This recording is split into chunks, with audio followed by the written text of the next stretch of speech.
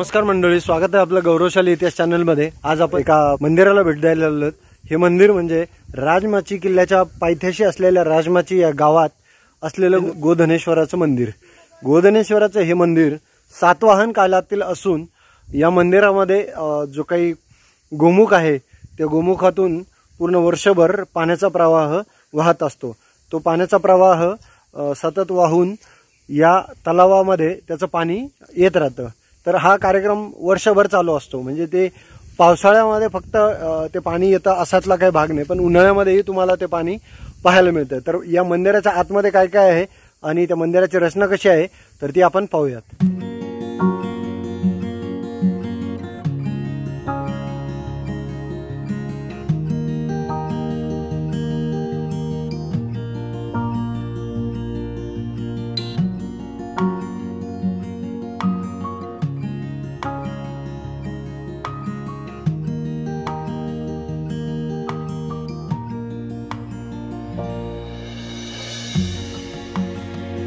या ठिकाणी एक समाधी आपल्याला पाहायला मिळते। यानी त्याच्या बाजूलाच असलेला हा दीपस्तंभ, त्याच्या खाली असलेल्या दीपस्तंभावरती जो काही मंदिराचा कळसाचा भाग असतो तर तो आपल्याला या ठिकाणी पाहायला मिळतो। अशा प्रकारची रचना सातवाहन कालातील ज्या काही वास्तू आहेत त्यामध्ये आपल्याला पाहायला मिळते। तर त्यावरून एक प्रत्यय येतो की ही जी मंदिराची वास्तू आहे ही नक्कीच सातवाहन कालातली आहे।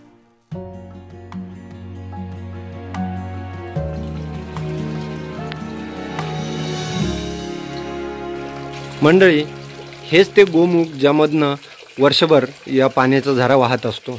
या पाण्याचा झरा या कुंडामध्ये येतो आणि खालील असलेल्या अंतर्गत प्रवाहातून तो मंदिराच्या समोरील भागात असलेल्या तलावामध्ये जातो।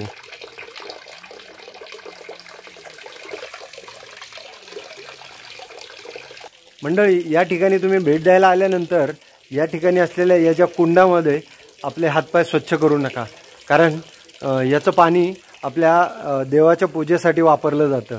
तर असं नको व्हायला की आपण आपले अपवित्र असे हातपाय धुवून हे पाणी अपवित्र करायला पाहिजे। हे पवित्र जल मंदिरात असलेल्या शिवशंभूच्या पिंडीवरती अभिषेक करण्यासाठी वापरतात।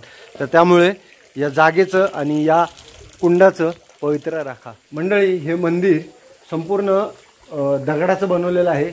एकावरती एक दगड असे रचून एकमेकाच्या सांध्यामध्ये ते गुंतवून अशी ही मंदिराची रचना केलेली आहे।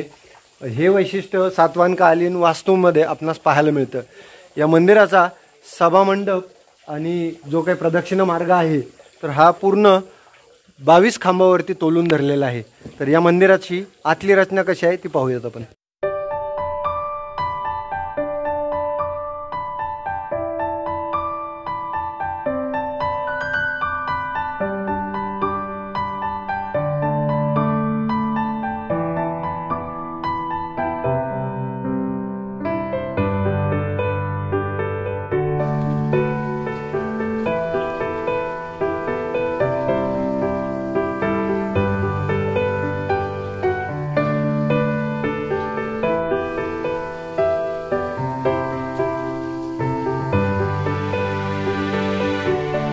या ठिकाणी विविध देवतांच्या मूर्ती आपणास पाहायला मिळतात। दगडाची झीज झालेली असल्या कारणाने या मूर्ती कुठल्या देवतांच्या आहेत हे ओळखणं थोडं कठीण आहे।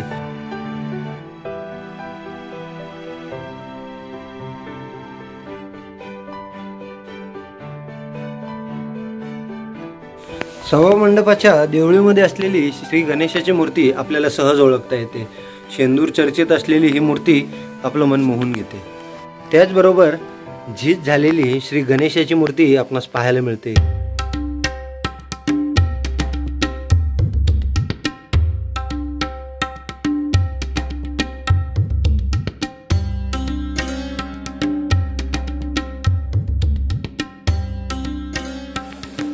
नंदीचं दर्शन घेऊन आपण मुख्य मंदिरात प्रवेश करतो। प्रवेश करताना आपल्याला दरवाजावरती असलेली श्री गणेशाची प्रतिमा पाहायला मिळते। आतमध्ये गेल्यानंतर या ठिकाणी असलेलं शिवलिंग आपल्याला पाहायला मिळते।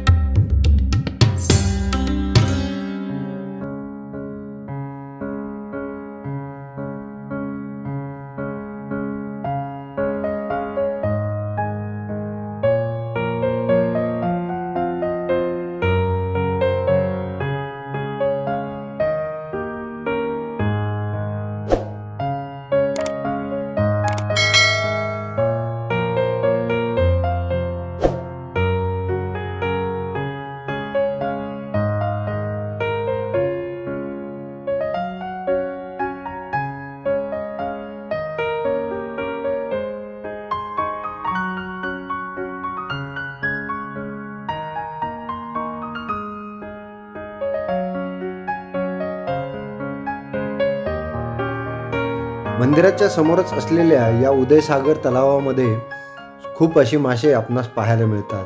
त्याचबरोबर गावकऱ्यांनी या तलावाचे पाणी स्वच्छ ठेवलेले आहे. तर मंडळी, अशा प्रकारे आपण गोधनेश्वराचं मंदिर आणि परिसर पाहिला.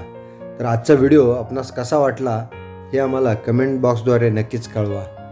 व्हिडिओला लाईक करा, शेअर करा आणि आपल्या चॅनलवर जर तुम्ही नवीन असाल तर सबस्क्राईब करायला मात्र विसरू नका. धन्यवाद.